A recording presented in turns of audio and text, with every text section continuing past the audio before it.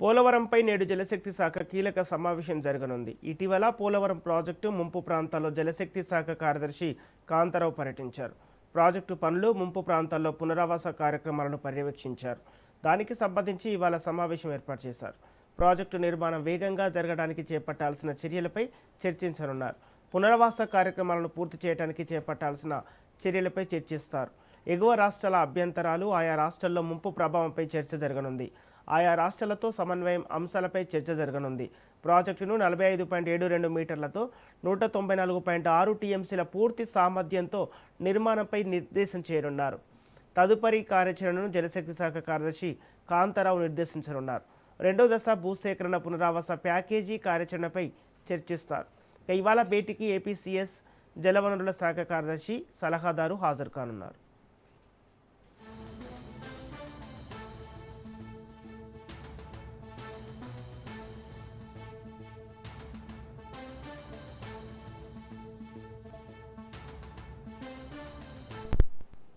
ఇదే అంశానికి సంబంధించి పూర్తి డీటెయిల్స్ మా ప్రతినిధి సంతోష్ అందిస్తారు.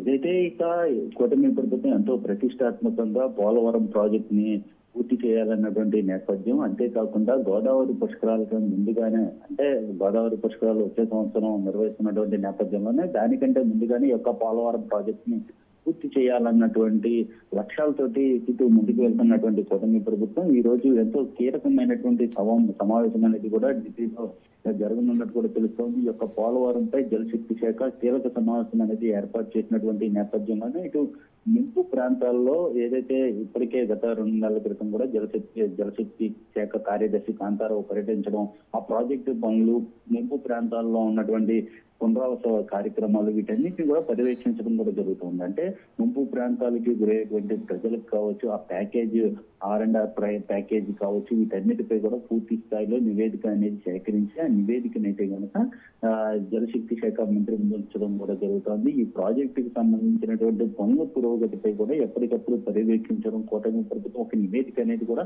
కేంద్రానికి అందించడం కూడా జరుగుతుంది. ఎందుకంటే ఈ యొక్క పోలవరం ప్రాజెక్టు పూర్తిలో భాగంగా కేంద్రం నుంచి ప్యాకేజ్ వస్తున్నటువంటి నేపథ్యంలోనే, సహాయ సహకారాలు అందిస్తున్నటువంటి నేపథ్యంలోనే దీని యొక్క పనుల పురోగతిని ఎప్పటికప్పుడు పర్యవేక్షించడం కూడా జరుగుతుంది. ఈ యొక్క పునరావాస కార్యక్రమాలను పూర్తి చేయడానికి చేపట్టాల్సినటువంటి చర్యలపై కూడా ఈ యొక్క సమావేశంలో చర్చించనున్నది కూడా తెలుస్తా ఉంది. ఎందుకంటే ఇప్పటికే కొన్ని రాష్ట్రాలు అభ్యంతరాలు పెడుతున్నటువంటి నేపథ్యంలోనే ఇప్పుడు ఆయా రాష్ట్రాల ముంపు ప్రభావంపై కూడా చర్చ జరగనున్నది కూడా తెలుస్తా ఉంది. ఎందుకంటే ఇరు రాష్ట్రాల సమన్వయం ఏంటంటే ఎగువ రాష్ట్రాల్లో కొన్ని ముంపు అవుతున్నటువంటి నేపథ్యంలోనే ఆ రాష్ట్రాల సమన్వయంపై కూడా ఈ యొక్క సమావేశంలో అయితే కనుక చర్చకు రానున్నట్టు కూడా తెలుస్తా ఉంది. ఎందుకంటే ఇప్పటికే ప్రాజెక్ట్ ని చూసుకున్నట్లయితే కనుక 45.72 మీటర్లతో 194 టీఎంసీల పూర్తి సామర్థ్యంతో ఈ యొక్క నిర్దేశం చేయనున్నటువంటి నేపథ్యంలోనే అన్ని రాష్ట్రాల సమన్వయంతో అయితే కనుక ముందుకెళ్లే దిశగా అయితే కనుక ఇటు ఈ యొక్క సమావేశంలో కీలకమైనటువంటి చర్చ అనేది కూడా జరగనున్నట్టు కూడా తెలుస్తా ఉంది. ఏదేమైనప్పటికీ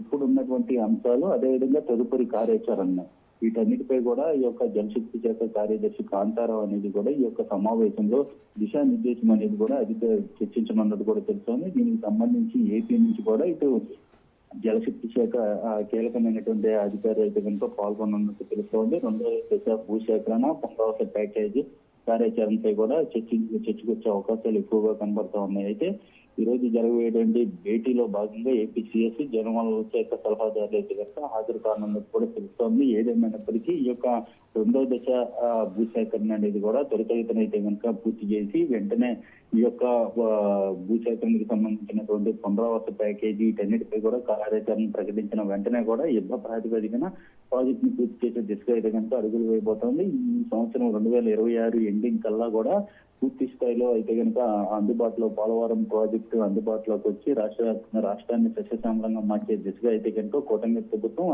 అడుగులు వేయబోతున్నటువంటి పరిస్థితులు కూడా కనబడతా ఉన్నాయి. దీనికి సంబంధించి కేంద్రం నుంచి సహాయ సహకారాలు అయితే కనుక అందించనున్నటువంటి నేపథ్యంలోనే ఈ యొక్క కీలక సమావేశం అనేది కూడా ఏర్పాటు జరగనున్నట్టు కూడా తెలుస్తోంది.